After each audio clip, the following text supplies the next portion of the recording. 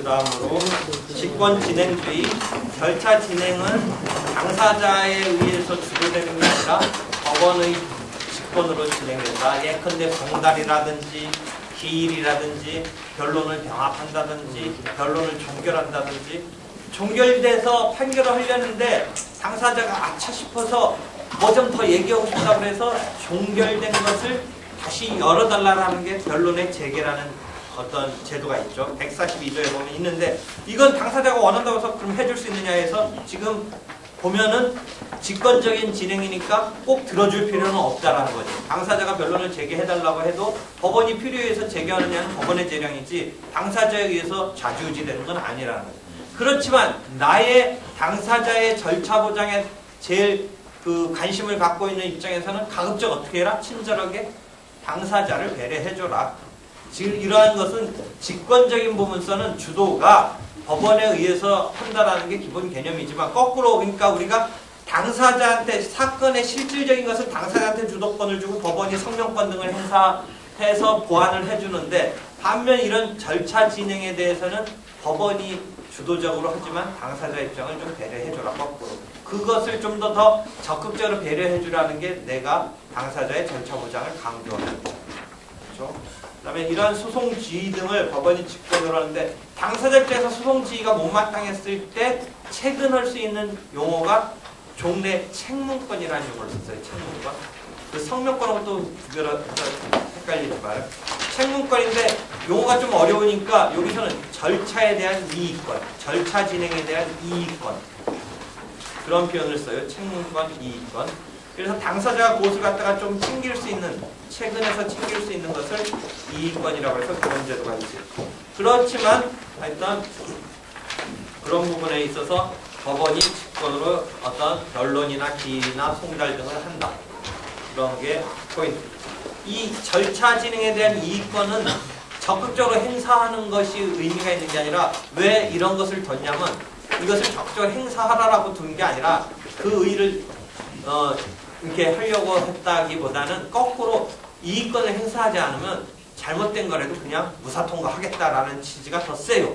그러니까 당사자한테 절차 이의를 적극적으로 해서 막 보장해준다는 그런 규정을 둔 취지보다는 니네들이 문제 안 삼으면 그냥 가겠다라는 이의에 대한 포기 또는 이의에 대한 상실, 이런 개념에서 의미를 더 갖게 된다. 그런데 아무리 당사자가 이것을 갖다가 포기하거나 행사하지 않았다고 해서 상실시키는 데 대해서는 어떤 한계가 있냐면 151조 조문인데,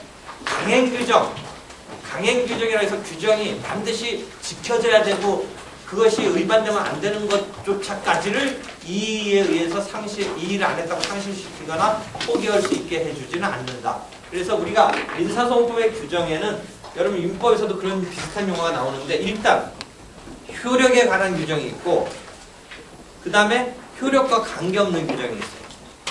그래서 효력 규정과 훈시 규정이라는 대립되는 개념이 있어요. 그러니까 훈시 규정은 그냥 가급적 권장사항 정도의 의미밖에 없어요. 안 지켜도 돼요. 예를 들어 변론을 종결한 다음에 2주일 이내 판결을 선고해라. 뭐 사건이 소가 제기된 다음에 5개월 이내 해라. 실제 3년씩 가고 안 지켜져요. 그렇다고 해서 그 너 잘못이냐? 뭐 이러지나.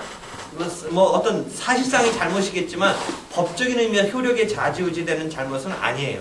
그런 것을 훈시 규정 내지는 직무상의 규정에 불과하다고 해요. 한편 이거와 대칭되는 개념 중에 효력 규정이 있어요. 효력 규정. 이거는 이제 잘못했으면 효력과 관계돼요. 그런데 그 효력 규정 속에서도 또 강행 규정과 임의 규정이 있어요. 효력 규정 속에서 강행 규정과 임의 규정. 그래서 이 책문권 내지는 절차 이의권과 관계되는 것은 임의 규정이에요. 임의라는 건 뭐예요? 당사자에 의해서 좌지우지할 수 있는 유의 뉘앙스가 섞여 있잖아요. 임의. 그러니까 본인들이 당사자가 그것에 대해서 문제 삼지 않았을 때 통과시킬 수 있는 의미가 임의 규정이고, 반면 임의에 대칭되는 강행 규정은 어때요? 반드시 지켜져야 되니까 당사자가 괜찮다라는 취지의 소극적인 태도를 보였다고 해서 괜찮은 게 되는 게 아니라는 거예요. 그것은 반드시 지켜져야 되니까 그 효력 중에도 지켜져야 될 필요성이 세서 강행적으로 지켜져야 되는 거고, 임의 규정은 어느 정도 당사자에 의해서 그것이 잘 안 지켜진 것에 대해서 용납이 되고 당사자의 태도에 따라서 그냥 괜찮아지는 이런 상황이 될 수 있는 것을 임의 규정이라고 합니다. 그래서 이 절차 이의권의 대상이 되는 것은 강행 규정이 아니라 임의 규정이 대상이 되고 있다는 걸 이해를 합니다. 그럼 어떤 게 임의 규정이냐, 어떤 게 강행 규정이냐는 그때 이제 소송법 우리가 배울 때 나오는 이해를 하면 되고, 여기서 뭐 예도 나오고 있는데 그 예가 지금 모든 경우를 다 소송법의 예를 갖다 하나하나 찾으면서 한 건 아니고 거기 몇 가지 예를 써놓은 거예요. 그래서 그런 정도 이해합니다. 그래서 당사자는 그런 주도에 있어서 이의권을 적절하게 행사할 수는 있다. 그렇지만 그 조문은 그런 적극적인 행사하는 것을 전제해서 준 것보다는 소극적으로 이의권을 상실한다든지 포기한다든지 하는 개념을 더 의미 있게 설정한 규정이다 라고 이해합니다. 그렇게 해서 이해하면 되고요.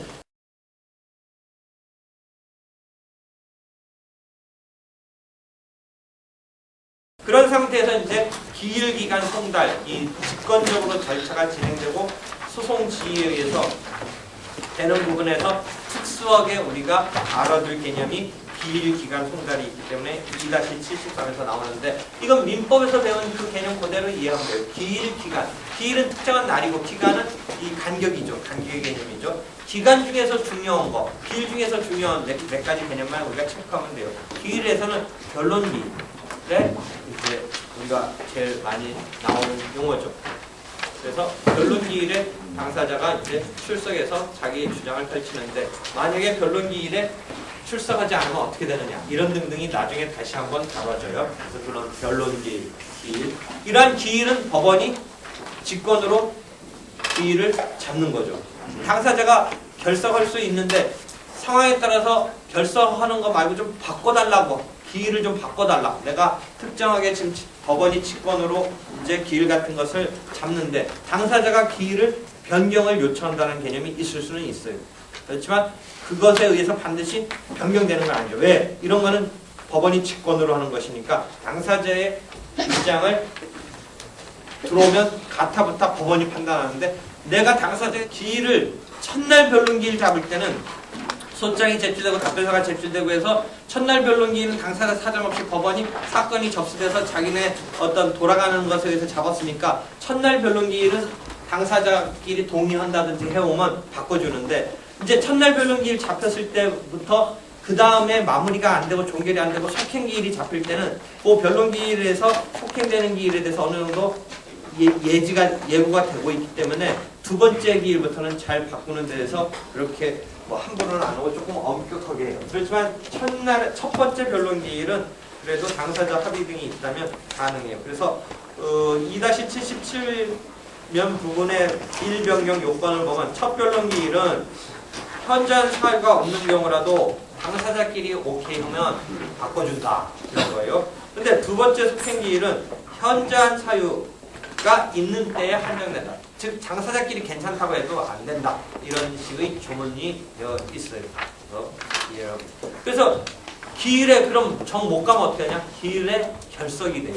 기일에 결석되면 지느냐? 그렇지는 않아요. 퇴소하지는 않고 뭔가 기일에 결석했을 때 처리하는 제도를 두고 있고, 그 부분에 대해서는 나중에 다시 설명하게 돼요. 그 다음에 이 기일에서 중요한 것은 기일의 해태. 해태라는 말이 좀 어렵죠? 게을리한 것인데 결국은 결석한 경우죠. 결석한 경우인데 그게 나중에 설명하게 된다면. 그 다음에 기간에 대한 설명은 이제 일정한 간격이 있는 상황인데 중요한 게 우리가 앞에서 나온 상소, 상고, 송달 받은 때로부터 2주일 이내에 상소해야 된다. 요 기간이 중요하죠. 상소기간. 그 다음에 이러한 상소기간에서 나오는 용어 중에 조금 이해하기 어려운 용어가 불변기간이라는 용어가 나와요. 불변이라는 것은 느리거나 줄일 수 없어요. 2주에 대해서 딱 부여된 거지, 나 좀 늘려주세요, 3주 만에 하겠어요, 또는 나 줄여서 1주 만에 해라 라고 할 수 없어요. 딱 정해져 있는 거예요. 불변. 그러면 그걸 2주를 못 지키고 한 3주 만에 밖에 못할 어떤 상황이 있을 때 어떠냐, 그것은 불변이니까 2주는 못 지키는 건데, 그 못 지키는 것에 대해서 뭔가 사유가 있을 때 그 경우에 그 추후 보완이라고 해서 상소를 할 2주일 기간을 못 지켰을 때 상소를 추후 보완해서 뒤늦게 할 수 있는 게 추후 보완이라서 어떤 나름대로 자기가 책임질 수 없는 사유로 그 기간을 지키지 못한 것에 대해서 추후 보완이라는 개념을 설정하고 있지, 그것을 2주를 뭐 3주로 늘려준다든지 5주로 만들어준다든지는 할 수 없다는 의미에서 불변 기간이라고 해요. 그래서 일단은 지켜야 돼요. 늘려서 어떻게 해볼 수는 없어요. 2주를 지켜야 되는데 불변 기간으로서 상소 기간은 나중에 2주를 못 지킨 게 자기가 책임질 수 없는 사유로 상소를 못했어요. 뭔가. 그랬을 때 추후 보완을 하는 이런 상황이 벌어질 수 있어요. 그럼 우리가 송달 중에 뭐 하나 가르쳐줬어요? 공시송달이라는 걸 가르쳐줬는데, 그럼 기일의 통지라든지 판결문이 송달된 때부터 2주를 지키기 위해서 그 송달된 기준 시점에 자기가 딱 받고 나서 억울하면 2주 이내에 상소를 하라고 설정해준 기간을 못 지킨 것에 대해서 공시송달의 경우는 못 지키는데 그냥 후딱 2주 지나갈 수도 있겠죠. 뭐 인터넷 홈페이지라든지 법원 게시판에 그런 상황에 대해서 눈치채지 못한 척 지나갈 수 있으니까, 그런 경우에 공시송달 이꼴 책임질 수 없는 사유로서 100%이지는 않지만 공시송달 같은 경우는 그런 사유가 나올 가능성이 조금은 있어요. 그러니까 공시송달인 경우가 책임질 수 없는 사유 이꼴 100%는 아니지만 어느 정도 이 사람이 공시송달된 상황에서 책임질 수 없는 사유가 주장될 수 있는 것은 상황에 따라서 있을 수 있어요. 그래서 만약에 그러한 책임질 수 없는 사유로 인해서 2주간을 지키지 못했다 해서 추후 보완, 그래서 자기한테 판결문이 송달된 것을 안 때부터 2주 이내에 하면 돼요. 2주 이내에 하면, 그렇게 해서 추후 보완을 하면 된다. 이런 개념이 있다. 그래서 기일 기간 설명이 됐고요. 그다음에 마지막 송달 중에는 이제 우리가 앞에서 조금씩 얘기했어요. 직접 건네주는 교부 송달이 원칙인데 상황에 따라서 공시 송달로 가야 되는 상황에 대해서 계속 설명을 했죠. 그렇지만 이 송달로서의 기능이 공시 송달의 경우에는 약간 기능이 미비하니까 여러 가지 공시 송달 때문에 나오는 문제가 우리가 앞에서 답변서 제출을 위해서도 예외를 인정한 경우가 있었고, 지금 소송행위의 추후 보완으로서 있어서 기간을 못 지킨 데 대해서도 뭔가 공시송달의 경우는 문제가 생길 여지가 있게 된다 라는 이야기를 해주었죠. 그렇게 해서 송달까지가 된 거예요. 그래서 기일, 기간, 송달 그 부분에 대한 설명이